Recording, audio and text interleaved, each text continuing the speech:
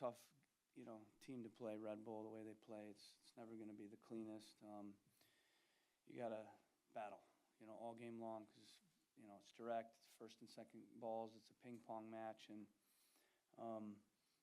I thought we won the game today because we defended well from start to finish. For me, there was never a question it was going to be a clean sheet today, and I believe with the group we have that we will, if it's a clean sheet, find a goal. There have been some games this year where it's been 0-0 and we don't find the goal and we give up the goal. So I was really proud of our defensive performance today, and that's not just the goalkeeper in the back line, that's everybody. Everybody dug in, battled in a difficult game. So real proud of that, and then yes, I'm proud of Ema kind of coming into the game. It's a great example of why you have to have the right mentality, whether you're starting or coming off the bench, because I don't look at I don't look at them as subs. They're solutions, right? When we're making subs, it's a solution to the match, and we needed a little spark, and Ema came in and found that spark, and we had a good chat a couple days ago, and I told him he needed to be better, and because I know Ema a long time and been together with the crew in here, that I could look him in the eyes and say, Ema, you've got to be better for us. You got to come into games and bring that spark. And I thought he, really took that the right way and, and found the goal. So not the perfect game, but it doesn't need to be. We just need to win, and it's 2 games in a row. And, obviously our first home win in a while, and that's important. I told the guys, from here on out, we have to, it's got to be 3 points at home. Rich and then Hayden.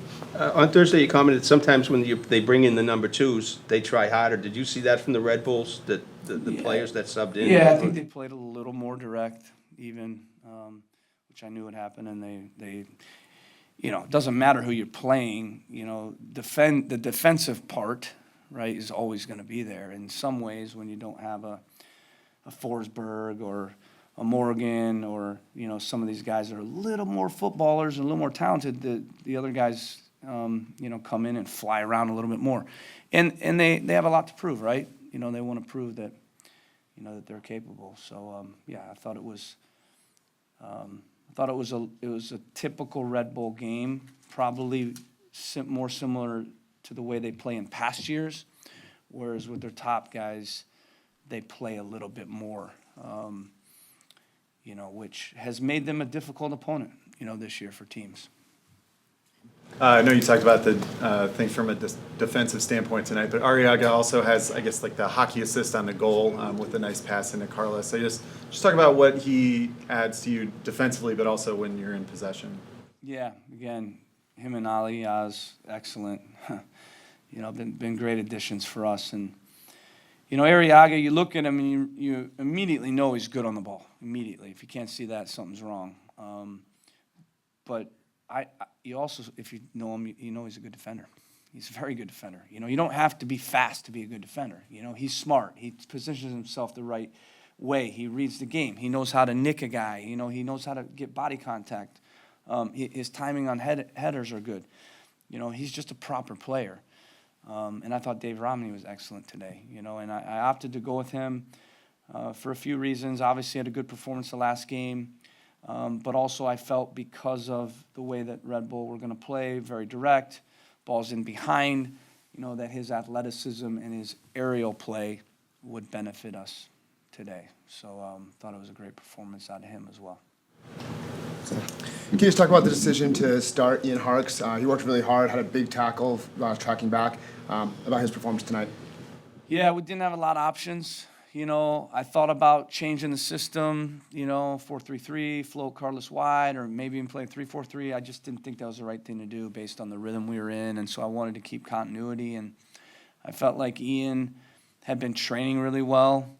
So in a lot of ways, he was like the next guy in, and I knew I had the Ema sub, and I like Ema off the bench. He's a spark, and I felt like Ian, did the best job he could do. He's not a winger, but he had some good moments both sides of the ball, and it's just difficult when you have Tomas out and Nacho out and Ejmir out and even Noel out.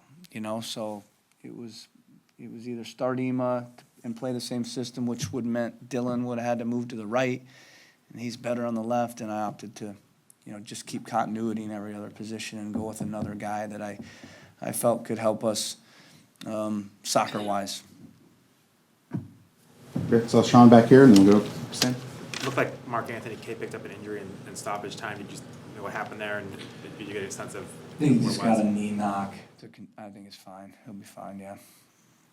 Okay. And then can you just kind of talk about Dylan Barrero's performance, and especially, as he's getting more minutes and kind of getting some momentum, just how he's been able to perform? Yeah, he's dangerous. He gets you up out of your seat, right? When you watch a player like him, he's dynamic, he's dangerous. He got in great spots today. We got to get that end product cleaned up because he felt like he should have had a goal or an assist today. And also, he needs to stay mentally strong. He's still a young kid, and with Dylan sometimes, the mentality that he has needs to be more consistent in terms of just not riding the roller coaster. He's a very passionate guy, and I love that in him. A lot of the Colombians I've had are like that, and it's great because he's just got a good energy, But also, I think just being a little even keeled, and not too high or low. I think that's something we're working on with him. Okay, we'll do Hayden, and then back to Seth to wrap up here. 2 wins in a row now. I know you were talking a couple weeks ago about how you felt like the performances were coming up, and so now you have some results to kind of back that up. I guess, where do you think the team is kind of in its progression?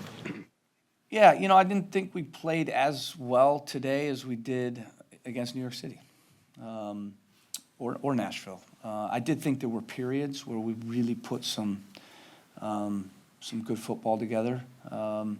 We just didn't get the goal out of it.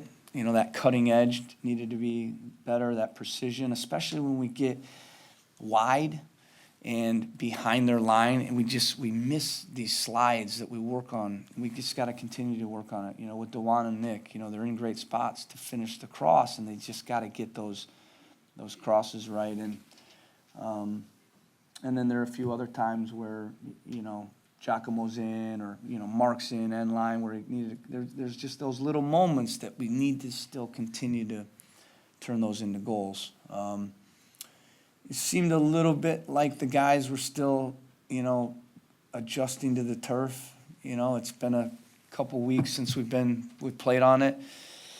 That's a strange one for me this year, the way it rolls. It seems like the guys are still figuring it out, the weight of passes and calibrating it, So I'm confident next week, we'll be a little cleaner on it, because I just felt like there were some bad touches and giveaways that we had early in the year, but we weren't having recently, So for me, it's going to be good to kind of look at those things on the film and clean some of those things up, because I thought we gave the ball away a few times, and I didn't love that. For our last question here, let's go to Seth. Obviously, you come in here, and it can be sometimes difficult to assess a team from the outside. It feels like now you have a good understanding of who these players are, where to put them in the right spots. It feels like the soccer is getting better. Can you just talk about the process of kind of getting to know this team, and where do you feel like you are in the process of putting those performances together? Yeah, I think, again, we're playing better and better. It doesn't mean we're going to play better and better and better.